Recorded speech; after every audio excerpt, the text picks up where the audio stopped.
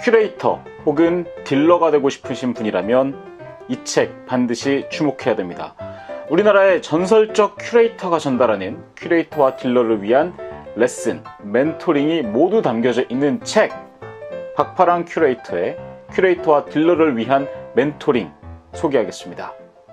안녕하세요. 책 읽는 원식입니다. 오늘은 박파랑 작가의 큐레이터와 딜러를 위한 멘토링이라는 책을 제가 소개를 하고자 합니다. 전시부터 판매까지 큐레이터, 딜러를 위한 인문학적 자기발전법이라고 되어 있는 책을 제가 읽었고요.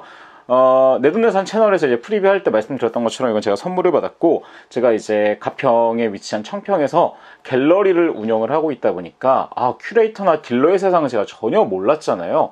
그냥 단순하게 우와 멋있다, 우와 그림 많이 본다, 우와 뭔가 세련되고 지적여 보인다, 약간 이런 정도로만 알고 있었지 어떤 일을 하는지 그냥 피상적으로만 알았고 뭐 정확하게 어떻게 해야 되는지 몰랐기 때문에 이 책을 제가 선물을 받았고요.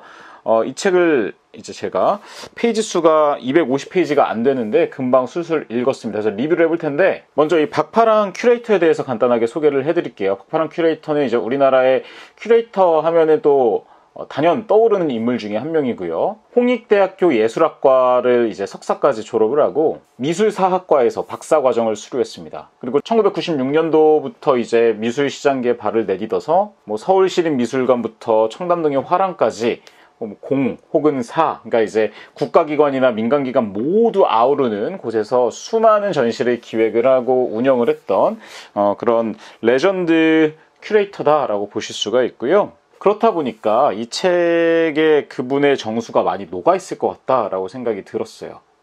실제로 읽었을 때도 글이 굉장히 쉬운 글쓰기로 쓰여져 있었고, 그러다 보니까 받아들이는데 어려움 없이 막 괜히 미술하면 어렵고 전문용어 나오고 그럴 것 같은데 그렇지 않고 본인의 경험담을 여실히 담으면서 약간 그 수업처럼, 이제 수업 자료처럼 보여주려고 한 것도 되게 매력적이었다 생각이 듭니다. 사실 이 책을 읽기 전에 제가 고민이 있었던 지점이 두 가지가 있었어요. 먼저 전시 기획을 하는 과정이 조금 궁금했고, 제가 운영하고 있는 홈나마이 엔터테인먼트 이 회사에서는 이제 공연 기획을 하다 보니까 기획이라는 것 자체가 일단 보편적으로 비슷한 부분은 있을 거다라고 생각이 들지만, 전시라는 그 특수 분야로 들어갔을 때 과연 기획을 어떻게 해야 되냐, 이런 것들에 대해서 궁금증이 있었고, 그다음 두 번째로 제가 석사를 해야 되나 되게 고민을 많이 하고 있었거든요. 그래서 좀 조언도 여러 군데, 뭐 화가 하시는 분들 혹은 이제 다른 큐레이터 하시는 분들, 뭐 갤러리스트 분들에게 막 조언도 듣기도 했었는데 아직도 여전히 고민 중이긴 해요. 근데 이 책 안에 그 두 가지 내용들이 다 들어가 있었어요. 그래서 실제로 이 책에서 보면은 이분이 직접 큐레이터 일을 할 때 본인이 어떤 과정으로 이렇게 그 기획을 하고, 약간 그 날짜별로 뭐 며칠까지는 뭐 해야 되고, 전시 디데이 며칠 전에는 이거 해야 되고, 이런 것들이 아주 잘 담겨져 있는 게 너무 좋아서, 제가 초반에 전시 기획, 지금 그래도 전시를 기획한 게 저희 갤러리에서 지금 네 번째거든요. 근데 처음 전시할 때는 이분 책을 제가 보면서 했었어요.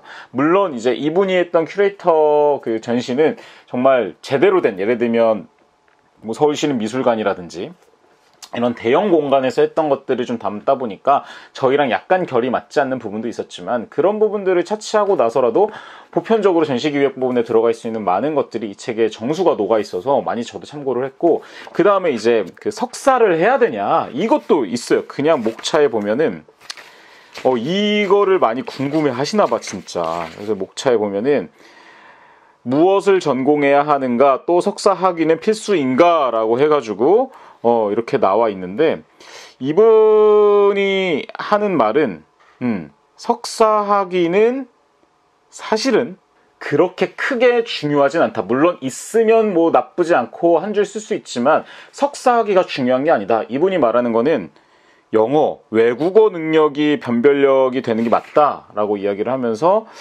한국에서 해마다 대학원에 진학하는 사람의 수보다 외국어에 능통한 사람의 수가 절대적으로 소수인 것이 분명하니까, 그리고 같은 외국어 능력이라면 해외 학위의 타이틀은 훨씬 더 수적인 변별력을 가지게 된 것 또한 사실이다, 이렇게 말하는 거 봐서는 석사 학위가 뭐 필수는 아니지만 있으면 좋고, 근데 그것보다, 왜냐면 누구나 다 가지고 있는 거니까 외국어 능력이 훨씬 더 중요하다 이렇게 말을 하고 있고요. 그 다음에 궁극적으로 이분이 하는 거는 큐레이터와 딜러로서 오래 살아남기 위해선 본인만의 안목을 길러야 된다라고 이야기를 하고 있고, 안목을 기르는 방법은 단 하나다.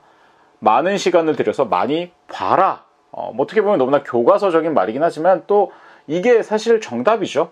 오래 보고 많이 보고 자주 보고. 그래서 실제로 이 박파랑 큐레이터는 굉장히 여행을 많이 다녀서 외국의 다양한 유명한 미술관들 많잖아요. 그거 가가지고 많이 그림도 보고 공부를 해서 본인만의 지금의 안목을 좀 기를 수 있었다라고 이야기를 해요. 사실 뭐 큐레이터 같은 경우는 대부분 고용이 돼서 전시를 기획을 하는 거다 보니까 본인만의 역량으로 하기보다는 약간 그 뭐 갤러리나 미술관 전체 방향성에 따라 달라지게 되지만, 딜러는 실제로 작품을 구매하고 판매하고 요 과정을 중개하는 일이다 보니까 작품 안목, 결국 판매는 작품 안목을 바라보는 그 관점이 진짜 중요하다고 생각을 하거든요. 그래서 특히 큐레이터뿐만 아니라 딜러를 꿈꾸시는 분들에게는 안목을 반드시 길러라. 안목이 없는 큐레이터나 딜러는 사실상 사상누각이다 라고 이야기를 하고 있습니다. 저도 굉장히 공감하는 부분이고, 그래서 저도 실제로 외국 여행 가면 무조건 그 지역의 미술관은 무조건 갑니다.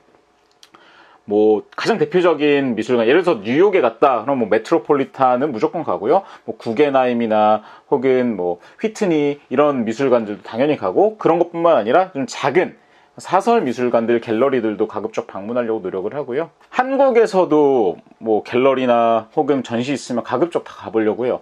어제 같은 경우도 제가 명동 신세계 본점에서 약속이 있었는데, 거기 이제 가가지고 식사 끝난 다음에, 약속 끝난 다음에 혼자 있을 때 거기 안에 보면은 갤러리가 있거든요. 팝업 스토어처럼 하기도 하고 혹은 신세계 자체 갤러리에서 하기도 하고. 얘네들은 진짜 돈이 많은가 봐. 그냥 1층, 지하 1층 남자 화장실 가는 길에 뭐 김환기, 김창렬 막 이런 진짜 이름만 들어도 설레는 어마어마한 작가들의 작품을 그냥 전시해 놓고 있어요. 당연히 진품이겠죠. 그래서 그렇게 직접 어디 가면 꼭 그림 많이 보려고 하니까, 큐레이터를 꿈꾸거나 딜러를 꿈꾸시는 분들, 뭐 저는 진짜 어쩌다가 우연히 갤러리의 길을 걷게 됐지만, 어렸을 때부터 갤러리를 꿈꾸고 큐레이터를 꿈꾸시는 분들께서는 한번 요 박파랑 작가의 큐레이터와 딜러를 위한 멘토링 읽어보시면 도움이 되지 않을까 싶습니다. 정리하겠습니다. 미술의 세계에서 큐레이터와 딜러는 단순히 직업을 넘어서 예술의 미래를 결정짓는 중요한 역할을 합니다. 큐레이터는 어떤 일을 하고 딜러는 어떤 일을 하고, 또 큐레이터와 딜러가 되기 위해서 어떤 것들을 해야 되는지 궁금하신 분들이 있다면 요 박파랑 큐레이터의 큐레이터와 딜러를 위한 멘토링 꼭 한번 읽어보시길 추천드립니다. 지금까지 책 읽는 원식이었습니다. 됐고 알죠? 안녕.